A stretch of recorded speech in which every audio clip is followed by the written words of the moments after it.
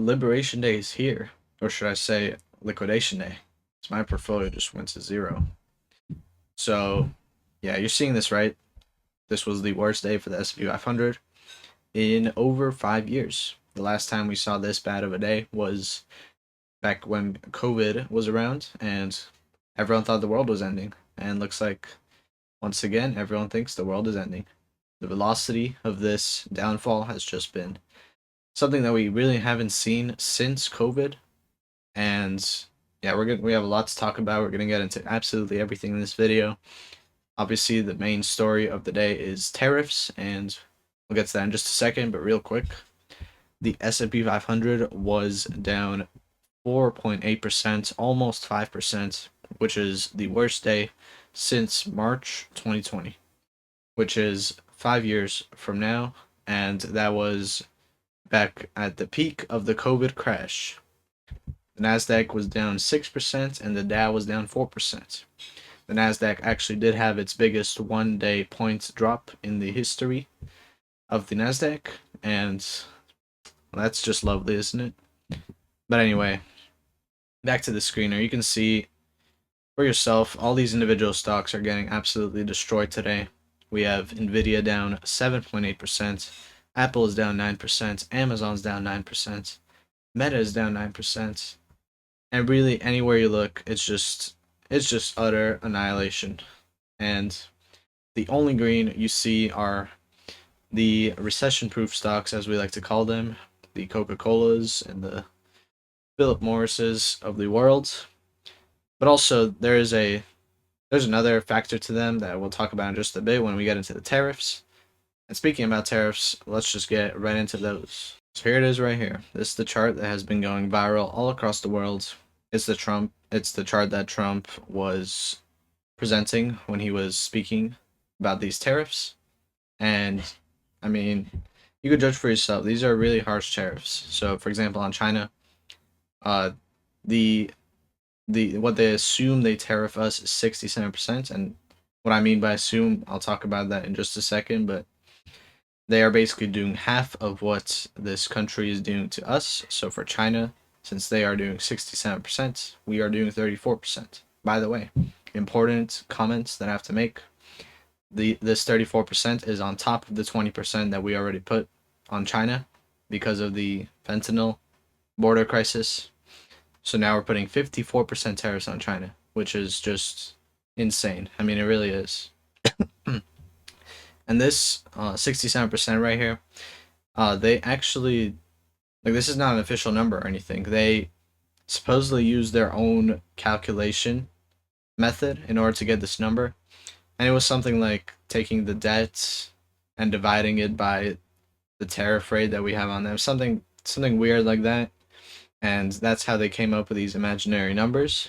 And I'm not like an economist or anything, but a lot of the big firms have been coming out and saying that these numbers make no sense, and there's no way that Vietnam is tariffing us 90% or Taiwan 64%. I mean, it's just ridiculous that uh, they put out these numbers and they put so little effort into actually figuring out what the real number is. So now, basically, what we have is we just have insanely high tariffs on all of these countries for no reason at all. And I do think that we should put some tariffs, but we should have limited it to just 10% because actually, when Trump started the speech on April 2nd, he started off by saying that we're putting 10% all across the board, period. And that's why initially the stock market actually jumped up and it was up about 1% when he said that. And then obviously, once he started showing this chart, we instantly collapsed. And obviously, today reflects that when you look at the screener. uh, and and I actually understand the reaction now because we weren't expecting this. We were expecting 10% tariffs and maybe, worst case scenario, 20%. But now we're putting 50% on China and 50% on Vietnam and 30% on Taiwan, where most of our chips come from. So I mean, it's just not good news at all. And I really think that we should reconsider these tariffs. And speaking about that, we did have Lutnick and Besant, which are both important guys in the Trump administration. They were both giving interviews today. We didn't get to hear much from Trump himself today. He did get asked briefly about the stock market's reaction, and he didn't really give us any useful info. So let's just get to what Scott Bessent had to say. He was doing an interview, and he basically said that these tariffs are not really open to negotiation, because the reporter asked him, like, is there anything other countries could do to maybe lower these tariffs? And he really sounded like he didn't want to, like, there was no negotiation. And I feel like the only reason why we aren't down more, like we could have been down 7% or something, is just because of the idea that perhaps Trump will lower these tariffs once he realizes that they are insane, or once, someone like China comes out and puts and increases their tariffs on us, and Trump kind of has to lower them. But if we have Scott Bessent, one of the most important people when it comes to this stuff, saying that we aren't really open to negotiation, it's kind of a problem actually, and it's really concerning. And that's why I feel like we're down even further on the S&P after hours. But I guess we'll see kind of how it plays out tomorrow.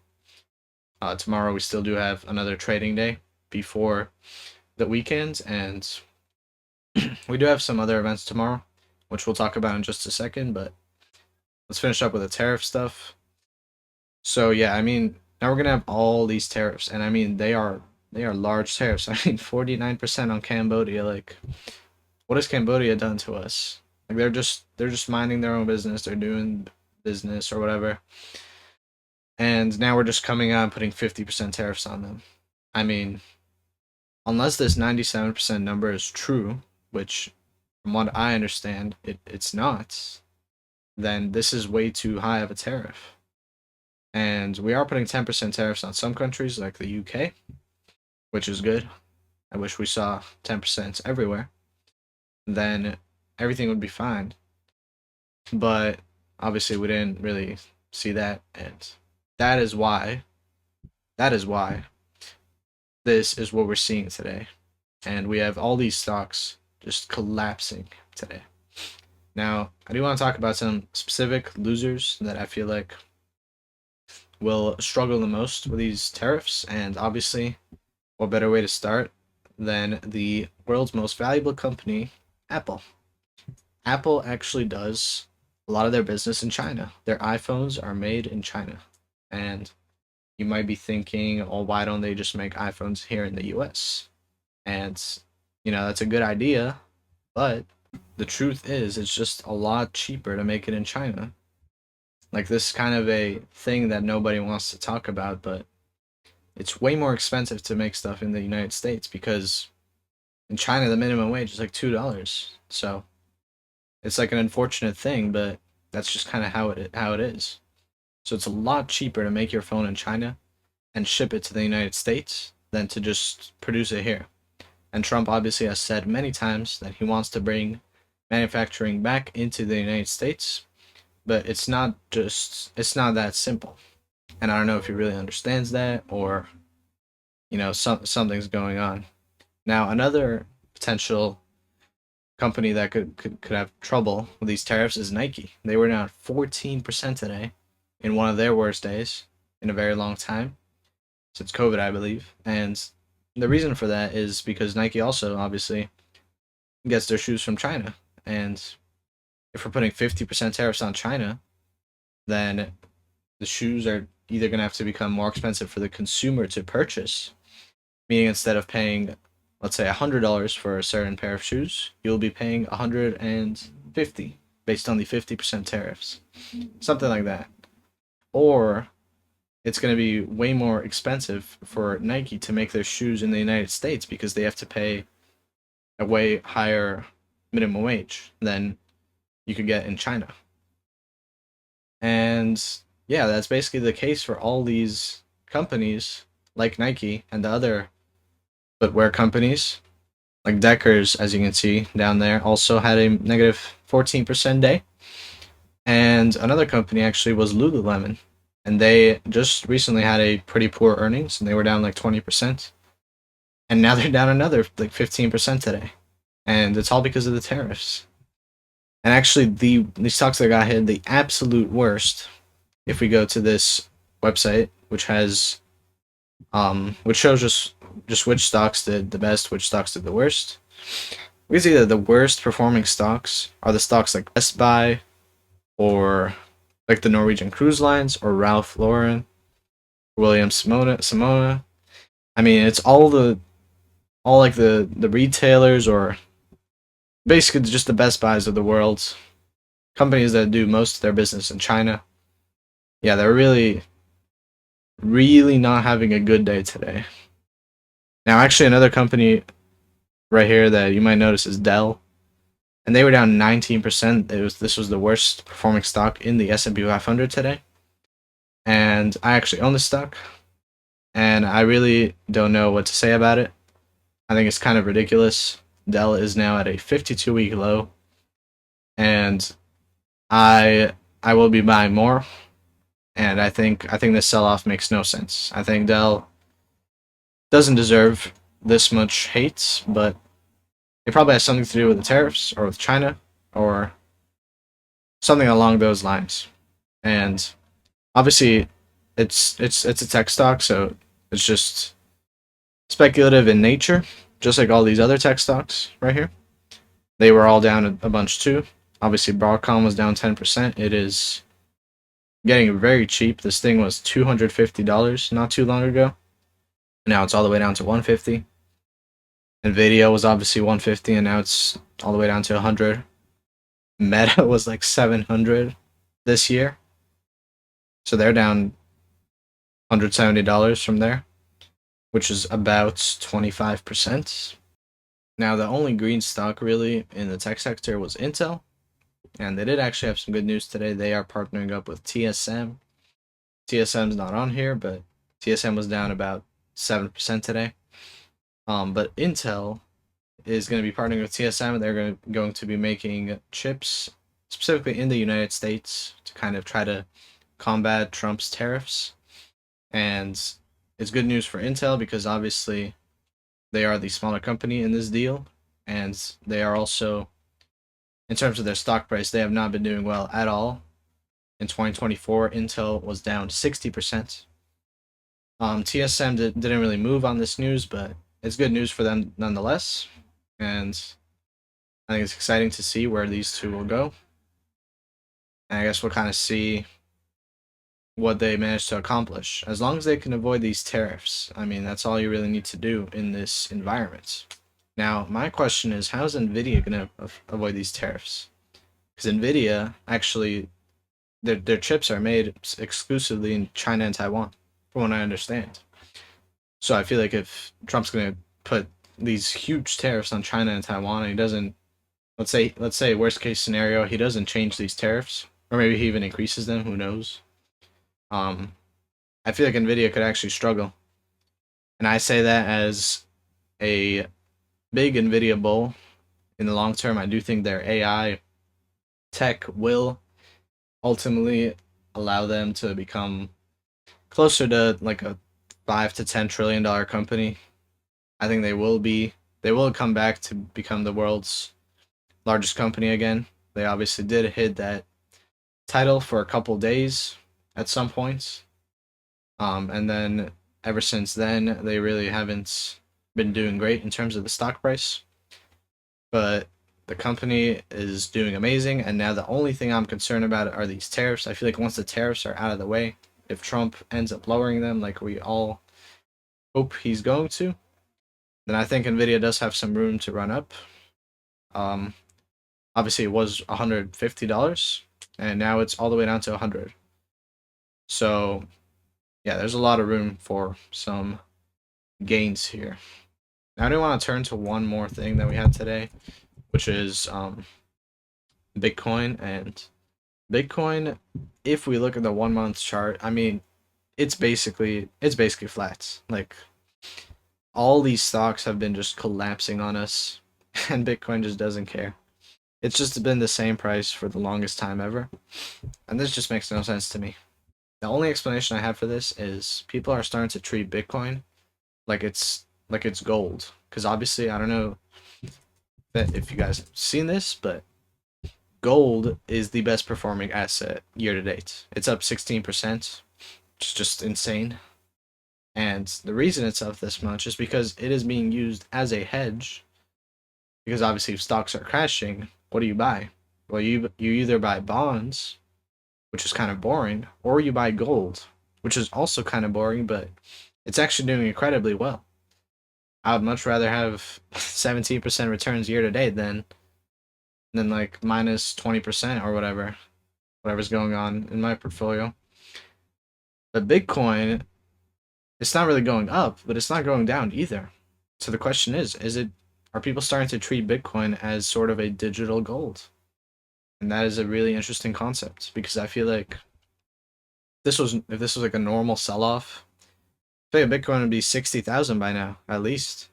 Because obviously in 2022 when it reached 65K, it dropped all the way to 19,000 or even 16,000 briefly during the 2022 bear market, which in which the S&P declined about 20% or maybe even 25. And Bitcoin obviously had like a 80% decline, but so far, I mean, from its highs of like 106, it's only down 20%. That's like for Bitcoin, I feel like that's nothing. So it's actually interesting that it's holding up this well. And I really am starting to think that it's becoming more of a safe asset, even though it is obviously a lot more volatile than bonds or gold. But yeah, the way it's holding up, I mean, I think it's kind of crazy. All right, so you might remember in the beginning of the video, I did say that some of these companies that are green are there was like another factor to them. By the way, if you have made it this far into the video, shout out to you. You're awesome. Just keep that in mind. But anyway, so these companies like Coca-Cola, Philip Morris, Procter and Gamble, the thing that they have to them is that they're all American companies. They operate pretty much exclusively in the United States. And not only that, they're also recession-proof stocks. So obviously all these tech companies, like most of their work gets done in China or Taiwan, especially for Nvidia in Taiwan. But yeah, but Coca-Cola, it's a fully American company, and that's why it was up 3% today. And Coca-Cola is usually a very boring stock, so the fact that it's up 3% is shows you that people are starting to sell these more risky stocks that could get affected by tariffs, and they're starting to buy stocks that they know will not get affected by tariffs, which is Coca-Cola. And Johnson & Johnson, they're also an American company, United Healthcare. Yeah, really everything that's green today is either a recession-proof stock, meaning that it would survive in a recession, or at least it wouldn't completely collapse. Like, if we do get into a recession, I think all these tech stocks could easily fall another 20-30%, maybe even 50, who knows? We've seen that before in 2022, but yeah, these recession-proof stocks, if we get into recession, they will hopefully be fine. Like Coca-Cola, people are still going to be buying soda, even if we get into a recession, even if things they get really bad. Their share price might go down 10% or something, but it's not gonna just get destroyed. And now I do want to end off this video by saying that, it's good that we made it through a day like today, because we kind of have to have these days once in a while, and it's completely normal. And it might suck today. It's probably gonna suck next week if Trump increases the tariffs or something like that. But ultimately, these days are the hardest to get through. and you kind of have to get through them as an investor. But if you're a long-term investor, days like today are the days that you buy and you accumulate amazing companies for cheap prices, and in the long term, they will go up and you will make a lot of money. And there will be red days like these. There will obviously be green days where, you're up like double digits on your portfolio, and those are great. They're obviously not happening right now, but at some point, once these tariffs kind of get resolved, we will hopefully be seeing a steady recovery back to all-time highs. And out of all the crashes that happened in the lifetime of the stock market, we've always recovered. Some recoveries were quick, like COVID. Some recoveries took a while, like 2008 or the Great Depression. But ultimately, the stock market always makes back the gains, and you get lucky if you buy stocks at cheap prices, and then like 1 year later you check back and now suddenly Nvidia is going to be 150 and Apple's going to be like 300, and you'd be happy that you got this opportunity to buy stocks at a discounted price. Today is like a Black Friday sale. Everything's off by like 10%. And it could obviously go down even more, or maybe today's the final day of the sale and nobody really knows what's going to happen, but it all depends on what Trump does or what the Fed does, because soon they're going to have to make their rate cut decision, and we're obviously going to get into that when it happens. And obviously we're going to get into tech earnings really soon. We're actually going to kick off tech earnings with Tesla somewhere in mid-April. But yeah, we'll get to that when it happens. So for now, that's gonna do it for this video. I really hope you enjoyed, and we'll be back here tomorrow analyzing the stock market, hopefully in simple terms, so that even if you are a newer investor, you can follow along and learn something new. But yeah, we'll be back here tomorrow. Hope to see you then.